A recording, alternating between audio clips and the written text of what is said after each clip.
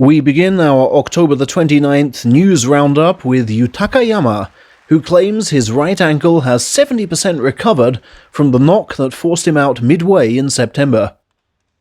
"I'm doing no more than what my body can manage," he told reporters after coming through training with the ankle tightly taped. "I'm trying to build myself up for the full 15 days in November. Completing the tournament is obviously a core aim. It's just so bad being at home watching other people wrestle." He then repeated his sentiments from earlier this month about following in stablemate Shodai's footsteps. "The race for ozeki is much more open than before. Everyone's in with a chance, and everyone's aiming for it," he said. Needless to add, he thinks he can get there himself. His in-demand stablemate was today asked about the demands of approaching 30. He'll be 29 next week.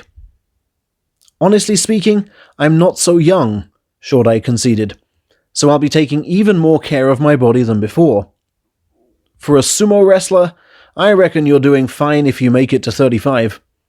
It's been a long-term aim of mine to keep fighting for a long time." He fought his first practice bout since his Hakuho mauling today, 10 of them against lower division stablemates, and says he feels his encroachment is coming along well. One of only 2 men to beat Shodai in September, you may remember, was July champion Terunofuji, who claims he is gearing up for a second assault on ozeki.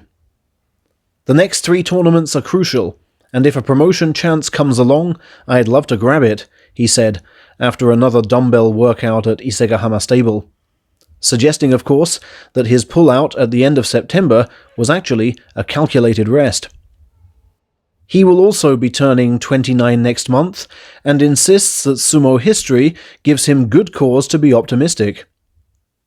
"There are certainly guys who become stronger after 30, and thinking about them keeps me positive," he said. "Look, my coach is still training to put on muscle, and he's 60.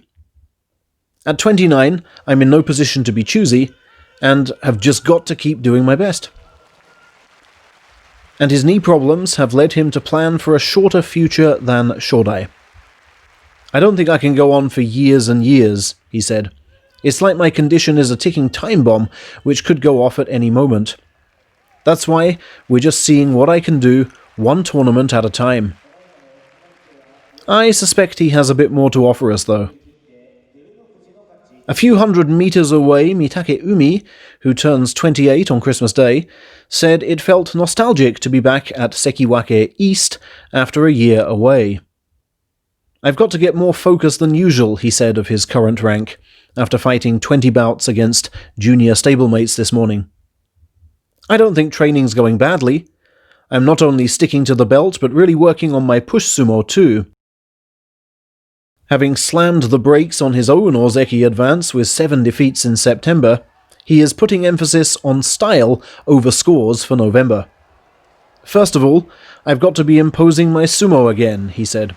"I wasn't able to do that last time. That must change.